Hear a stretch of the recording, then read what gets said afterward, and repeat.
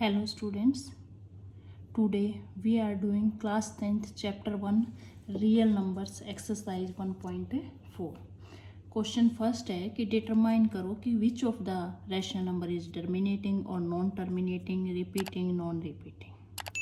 तो सबसे पहले हम देखते हैं कि अगर ए कोई भी रैशनल नंबर है उसका डेसिमल एक्सप्रेशन टर्मिनेट कब करेगा। अगर ए किसकी फॉर्म में है, रैशनल नंबर है, तो पी बाई क्यू की फॉर्म में। क्यू क्या है, नॉट इक्वल टू 0, और पी और क्यू क्या है, इंटीजर।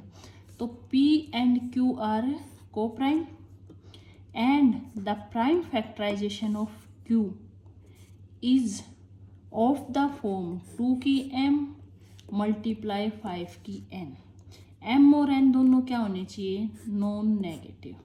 अगर कोई भी रैशनल नंबर है उसके डेसिमल एक्सप्रेशन को हम 2 की पावर m मल्टीप्लाई 5 की पावर n, m और n दोनों क्या है, नॉन नेगेटिव इंटीजर हो, इस फॉर्म में एक्सप्रेस कर देते हैं तो वो नंबर क्या होएगा, टर्मिनेटिंग। क्वेश्चन करते हैं फर्स्ट, 13/312। देखो भाई 13 तो क्या एक प्राइम नंबर है तो इसके तो फैक्टर हो ही नहीं सकते। 3125 के हम क्या करेंगे, प्राइम फैक्टराइजेशन से। 5 से किया तो 625। वैसे ये सबको आता होगा लेकिन एक फिर भी मैं डिवाइड करके दिखाती हूँ। 5 6 जा 30, 1 - 0 1, 2 ऊपर से, 5 2 जा 10, 2 5 आ गया, 5 5 जा 25। तो ये क्या आ गया, 625। फिर 5 से किया तो 125, इस तरह 1 तक किया तो 5 कितने बार रिपीट हुआ, 5 बार। तो ऊपर तो क्या है 13, नीचे क्या है 5 की पावर 5। अब देखो मैंने अभी बताया था 2 होने चाहिए ना, 2 की m और 5 की m में। अब 2 की नहीं है इसलिए हमने सेम m और n 2 की 5 से मल्टीप्लाई कर दिया, 2 की 5 से डिवाइड कर दिया।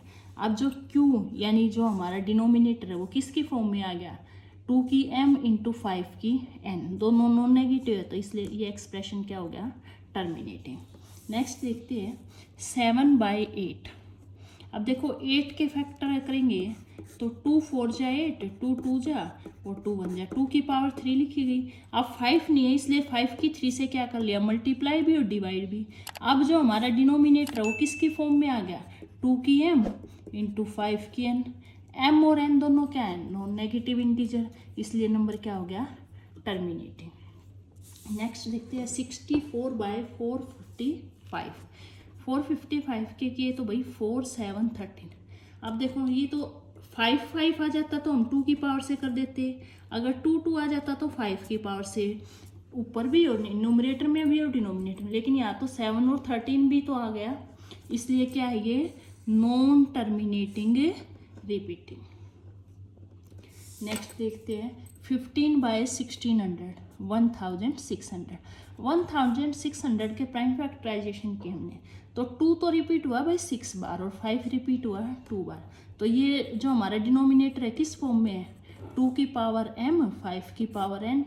m और n क्या है, नॉन नेगेटिव, तो इसलिए क्या हो गया ये, टर्मिनेटिंग फॉर्म। 29/343। अब 343 को करिए तो बेटे 7 की टेबल पे जाएगा।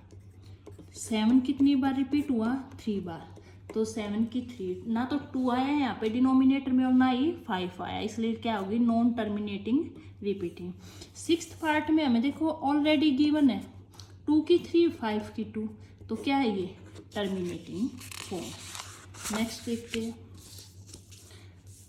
7th पार्ट है 129/2 की 2, 5 की 7 और 7 की 5। अब देखो 2 और 5 तो आ गया लेकिन साथ में क्या है 7, इसलिए क्या होगी, नॉन टर्मिनेटिंग एंड रिपीटिंग। 6/15, 6 को क्या लिख सकते हैं, 2/3, इसको 3/5, तो 2/5 की फॉर्म में आ गया। हमें तो नीचे 2 भी चाहिए इसलिए 2 से मल्टीप्लाई कर दिया, 2 से ही डिवाइड कर दिया, तो किसी फॉर्म आ गई हमारी टर्मिनेटिंग। इस तरह से हमने ये पार्ट के सेकंड क्वेश्चन में इसको हमें डेसिमल एक्सप्रेशन फॉर्म में लिखना है। फर्स्ट क्वेश्चन में जितने भी पार्ट थे अभी हमने फर्स्ट क्वेश्चन में सोल्व करके हमें यहाँ तक निकाला था, ठीक है। अब 13 इंटू 2 की पावर 5 क्या था, 32।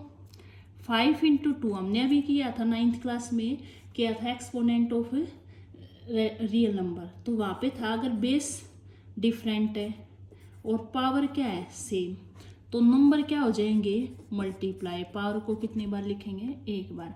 अब देखो पावर तो सेम है ना 5, तो बेस को मल्टीप्लाई किया 5 2 जा 10, 10 की पावर 5, यानी 5 डिजिट छोड़ के डेसिमल लगेगा। 3 तो हमारे पास दे रखी थी, 2 हमने क्या लगा दी 0, जो यहाँ क्या लग गया हमारा पॉइंट। नेक्स्ट है जैसे 7/8, 8 को लिखा, यहाँ तक हमने कर लिया था। यहाँ तक करने के बाद 10 की पावर 3 है, 3 डेसिमल छोड़ के हम क्या लगा देंगे पॉइंट। तो सेम वही क्वेश्चन है, हमें क्या करना है कि नीचे वाले को क्या कर लेंगे मल्टीप्लाई। अब जो ये क्वेश्चन था 6th पार्ट, इसमें देखो 5 की पावर 2 है, 2 की पावर 3 है, तो हम 5 की पावर भी 3 कर लेंगे। 3 करने के लिए ऊपर नीचे मल्टीप्लाई कर दिया, तो 23 को 5 से क्या तो 115 हो गया। इन दोनों की देखो पावर क्या होगी सेम, इसलिए बेस को क्या कर दिया मल्टीप्लाई। तो इन सेकंड क्वेश्चन में तो मेरे हिसाब से अब कोई प्रॉब्लम नहीं है, ठीक है। नेक्स्ट करते हैं क्वेश्चन नंबर 3, ठीक है। 43.12345 इस तरह से हमें दे रखा है। अब देखो पॉइंट के बाद कितनी डिजिट है, कितने नंबर है, 1 2 3 4 5 6 7 8 9, तो क्या हो गया ये 10 की पावर 9। अभी हमने पता है कि बेस सेम अलग अलग करते पावर सेम हो जाती है, तो 10 को हम कैसे लिखते हैं 2 और 5, तो 2 की n और 5 की n p/q की फॉर्म में होगी, q नॉट इक्वल टू 0।